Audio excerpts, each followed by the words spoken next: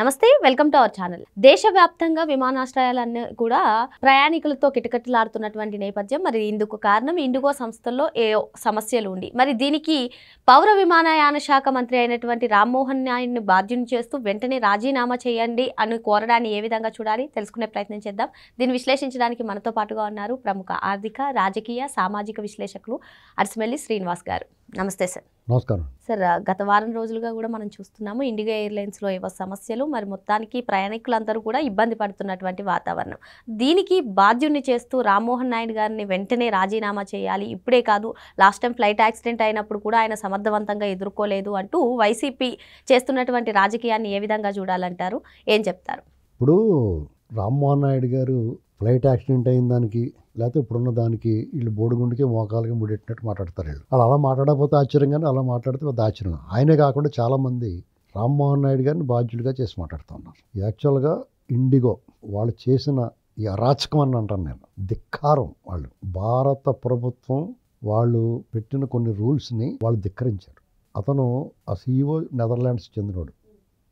IndiGo వాళ్ళకి ఇందులో భారత ప్రభుత్వం బాధ్యత వహించాలి, రామ్మోహన్ నాయుడు కాదు. ఎందుకంటే వాళ్ళకి దాదాపు సంవత్సర క్రితం ఇక్కడ పైలట్లు, ఆ క్రూ వాళ్ళందరికీ ఇది జనాల ప్రాణాలతో ముడిపడి ఉన్నది కాబట్టి విమానయానంలో రిస్క్ తగ్గించడానికి పైలట్లకు విశ్రాంతి, ఆ క్రూ యొక్క గ్రౌండ్ క్రూతో సహా అందరికీ కూడా తగినంత విశ్రాంతి ఉండాలి అని ఒక రూల్ పాస్ చేశారు వాళ్ళు. దానికి వాళ్ళు ఒబే చేయాలి. మిగతా ఏవియేషన్ వాళ్ళంతా కూడా సంస్థలన్నీ కూడా వాళ్ళు రెడీ చేసుకున్నారు. వీళ్ళు ఎందుకు చేసుకోవాలి? రిక్రూట్ చేసుకోలేదు సరికదా, ఈ రూల్స్ అమలు చేయాలని స్ట్రిక్ట్గా నిండేటప్పటికి టకాలమని అది అమలు చేయడం మొదలెట్టారు. అంటే ఆటోమేటిక్గా పైలట్లు అందరూ సెలవులు వెళ్ళిపోతారు. మీకు ఒక్క విషయం చెప్తున్నానండి, ఫ్లైట్ షెడ్యూల్లో ఒక్క చోట 10 నిమిషాలు లేట్ అయిందనుకోండి, అది మొత్తం అన్నిటి మీద పడుతుంది ప్రభావం. సపోజ్ ఇక్కడ నుంచి 10 నిమిషాలు 2 నిమిషాలు బయలుదేరటం లేట్ అవుద్ది. అక్కడ ATC ఎయిర్ ట్రాఫిక్ కంట్రోల్ ఉంటుంది, అది మిగతా విమానాల రాకపోకలకే ఇబ్బంది కలిగిస్తుంది షెడ్యూల్. ఇదంతా కూడా ఈ సాఫ్ట్వేర్ డిజైన్ చేసి ఉంటుంది. ఇదంతా ఇతర దేశాల చేతిలో ఉండిపోయింది. ఇది ఆత్మనిర్భర భారత్లో భాగంగా ఆ సాఫ్ట్వేర్ మనమే డెవలప్ చేసుకునే పరిస్థితిలో రావాల్సిందే. ఇప్పుడు చాలా డేంజర్. ఎలాగంటే ఒక విమానం షెడ్యూల్ లేట్ అయ్యేటప్పటికి వాళ్ళ తాలూకు ఆ సంస్థ తాలూకు విమానాలు అన్నట్లు లేట్ అవుతుంది. ఎందుకంటే చాలా చోట్ల ఈ విమానం up and down city bus తిరుగుద్ది కదా, అలాగే తిరుగుతున్నాయి. అంటే ఆ డెస్టినేషన్కి వెళ్ళి మళ్ళీ వెంటనే అదే దాంట్లోనే రిటర్న్ రావాలా. ఆ సర్వీసులు తిరుగు. సపోజ్ రాయమండ్రి ఉందనుకోండి, హైదరాబాద్ నుంచి రాయమండ్రి వెళ్ళిన విమానమే మళ్ళీ అక్కడి నుంచి వెనక్కి తీసుకొస్తుంది. మళ్ళీ అక్కడి నుంచి అటు వెళ్తా రోజుకో 2 ట్రిప్పులు అంటే 4 ట్రిప్పులు పడుతుంది. Up and down 2, 4. మరి ఇక్కడ బాగుంటే 2 నిమిషాలు లేట్ అయింది అనుకో, అక్కడ లేట్ అవుతుందా? అలాగని చెప్పేసి మన బస్సు లేట్ అవుతుంది రైమని స్పీడ్ ఇట్టేసినట్టు కుదరదు. అది అంతే కదా. ఇప్పుడు దాని షెడ్యూల్ ప్రకారం ఎంత టైంకి చేరాలో, ఎలా చేరాలో, పైగా మనం అనుకున్నట్టుగా ఎయిర్ ట్రాఫిక్ కంట్రోల్ చేసుకోవాలి కదా జాగ్రత్తగానే. ఇది కాకుండా మంచు వల్ల, మబ్బుల వల్ల, వాతావరణంలో తేడా వల్ల షెడ్యూల్ తేడా వస్తూ ఉంటుంది. దానికే సతమతం అవుతూ ఉంటారు. ఇలాంటి పరిస్థితుల్లో మీకు విపరీతమైన మంచు వల్ల రన్వే కనపడట్లేదు అనుకో, చాలా సీనియర్ పైలట్కి మాత్రమే అక్కడ పర్మిషన్ ఉంటుంది వాళ్ళకి డ్యూటీ చేయడానికి. ఎవడు పడితే ఆడు దింపటం, వాళ్ళు మళ్ళీ వెనక్కి వెళ్ళి పైనే తిరగమంటారు. ఇలాంటి ఇన్ని కండిషన్స్ ఉన్నప్పుడు వాళ్ళు ఏం చేయాలంటే తగినంత సిబ్బంది నియమించుకోవాలి. వాళ్ళు దానికి తగ్గట్టుగా భారత ప్రభుత్వం ఏదైతే అమలు చేయమని కోరిందో దాన్ని అమలు చేయాలి. దాన్ని అమలు చేయకుండా వాళ్ళు ధిక్కరించారు. మరి భారత ప్రభుత్వం వాళ్ళని రద్దు చేస్తుందా? వాళ్ళ శిక్ష ఏమేయాలి? దీంట్లో నెలబాలుడు రామ్మోహన్ రెడ్డి గారిని బలి చేయడానికి చూస్తున్నారు. మీకు అక్కడ అది ఉంది కదా, రిపబ్లిక్ టీవీ, అర్నాబ్ గోస్వామి, అతని చేత ఇతను బలిస్తున్నారు. గొంతు కోసిన మేకలాగా అరుస్తాడు, ఎదటోడు చెప్పేది వినడం. అక్కడ చిన్న మిస్టేక్ ఏం జరిగింది, లోకేష్ గారిని కూడా ఇన్వాల్వ్ చేశారు ఇందులో. ఇక్కడ ఆ డిబేట్లో కూర్చున్న ప్రతినిధి లోకేష్ గారు కూడా మానిటరింగ్ చేస్తున్నాడు అన్నారు. లోకేష్ మానిటరింగ్ చేసాడు. ఎక్కడ ఆంధ్రప్రదేశ్లో విమానాశ్రయాలు లేవా, లేకపోతే ప్రయాణికులు లేరా? గన్నవరం ఉంది, రాజమండ్రి ఉంది, వైజాగ్ ఉంది. అక్కడ కూడా ఇదే ప్రాబ్లం ఎదుర్కొన్నారు. అంత రేణుగుంట, తిరుపతిలోను వాళ్ళందరినీ వాళ్ళు మానిటరింగ్ చేసుకున్నారు వాళ్ళు. దానికి అదే పెద్ద లోకేష్ సంబంధం ఏంటంటే ఎవరికైనా సంబంధమే. వాడు గొంతు కోసిన మేకలాగా సగం కోసింది వదిలేస్తే ఎలా అరుతుంది అలా అరిచాడు. అవతలని మాట్లాడినవాడు అతను సమాధానం చెప్తానంటే చెప్పనివ్వలేదు. అతను రిక్వెస్ట్ 1 minute అని. ఏంటి ఎందుకు చెప్పాలి సమాధానం? నువ్వెవడ నువ్వు? ఫర్ యూ నువ్వేనా జడ్జివా? డిబేట్లో అవతలోడు కూడా అవకాశం ఇవ్వకుండా అతను ఒక్కడే ఈ న్యూసెన్స్ ఇదంతా అతన్ని బలి చేసి రాజీనామా చేయాలి. ఎందుకు చేయాలయ్యా? ఈ దేశంలో అనేక ఉత్పాతాలు జరిగినాయి, దుర్మార్గాలు జరిగినాయి, విపత్తులు వచ్చినాయి. ప్రధానమంత్రులు ముఖ్యమంత్రులు రాజీనామా చేస్తున్నారా? నువ్వు అప్పుడు ఎందుకు డిమాండ్ చేయలేదు? అంటే మెత్తగా ఊరుకుని ఎవడ మాట్లాడి లేడని చెప్పేసి నోటుకు వచ్చినట్టు మాట్లాడతారా? ఈ అమర్నాథ్ రెడ్డి, జగన్మోహన్ రెడ్డి పేరు ఎత్తకండి నా దగ్గర. వాళ్ళు అసలు రాజకీయ నాయకులుగా ఉండడానికే అర్హత లేదు. అటువంటి వాళ్ళు మంత్రులు అయిపోయారు. వాళ్ళు ఏదో పెద్ద బాధ్యత ఉన్నట్టు మాట్లాడతారు, సిగ్గు లేకుండా ఉన్నాయి. వాళ్ళని నమ్మి గొర్రెలు ఉన్నాయి, వాళ్ళ వెనకాల వెళ్ళి వాళ్ళు ఉన్నారు. దానివల్ల ఈ దరిద్రాలన్నీ నిజంగా లాల్ బహదూర్ శాస్త్రి గారు రైల్వే యాక్సిడెంట్ అయినప్పుడు నైతిక బాధ్యత వహించినప్పుడు అది తప్పే. అది ఏంటి సంబంధం? అంటే ఈ రకంగా ఎవరన్నా రాజీనామా చేయించాలంటే ఎవడో విద్రోహ చర్య చేసేస్తే వాళ్ళు రాజీనామా చేసేయాలా? చాలా అన్యాయంగా.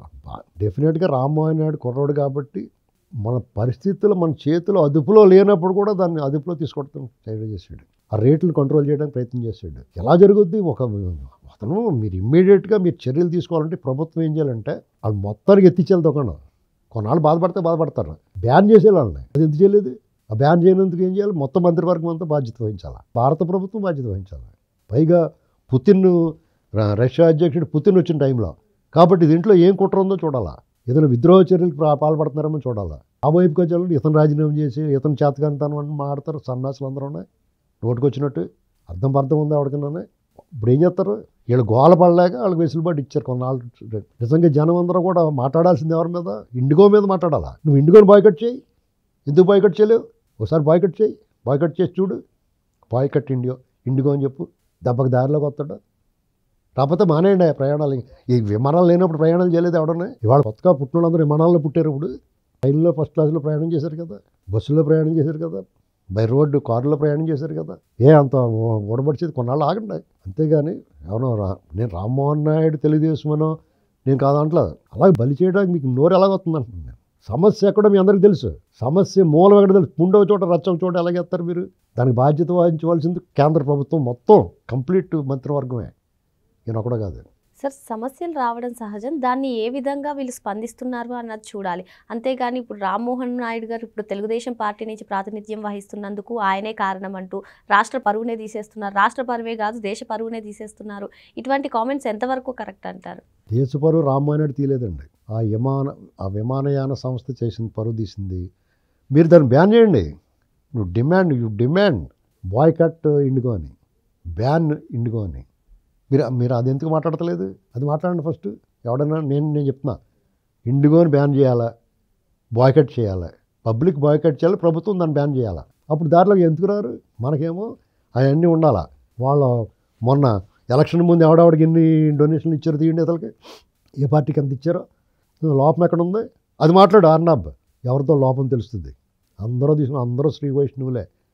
బుట్టలో రొయ్యలు మారిపోతాయి. ఆ అవకాశం ఎవరు ఎందుకు ఇచ్చారు? మిగతా వాళ్ళని తొక్కేసి ఎవడవాడికి అప్పచెప్పేయడానికి చూస్తున్నారు. ఇది ఆ అప్పచెప్పి కూడా మంచివాడైతే పర్లేదే. ఇలాగే ఉంటుంది రేపు. ప్రైవేటు యాజమాన్యాలని, ప్రైవేటు సంస్థలను మనం వ్యతిరేకించాం. వాళ్ళ ప్రైవేటు సంస్థలు ఎక్కువగా ఉంటే ఎక్కువ సంస్థలు వస్తే కాంపిటీషన్ పెరిగి రేట్లు అదుపులో ఉంటాయి అనుకుంటే వాళ్ళకి మోనోపోలీగా మీరే అప్పచెప్పేసి ఇతను బలి చేద్దామని చూస్తారా? ఎందుకు మిగతా వాళ్ళని ఎంకరేజ్ చేయట్లా? ఎయిర్ ట్రాఫిక్ విపరీతంగా పెరిగింది, ప్రయాణికులు పెరిగారు. మీకు ఒక రకంగా చెప్పాలంటే పండగలప్పుడు ఆర్టీసీ బస్ స్టాండ్లో అలాగ ఉంటారు జనం, అలాగే ఉంటున్నారు. ఎయిర్పోర్ట్లో కూడా జనాలు డబ్బులు యాక్ట్ చేయట్లేదు. ఆ సమయాన్ని తినేసారు వాళ్ళు.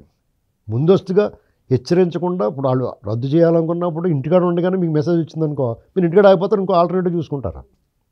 అది చేయకుండా ఎయిర్పోర్ట్కి వచ్చిన తర్వాత మీరు రద్దు చేస్తున్నారని చెప్తే అన్ని చెక్లు అయిపోయిన తర్వాత, సెక్యూరిటీ చెక్లు అయిపోయిన తర్వాత, లోపలికి వచ్చిన తర్వాత బోర్డింగ్ గేట్ దగ్గర మీకు ఈ న్యూసెన్స్ పెడితే కొట్టేయాలని పట్టుకుని.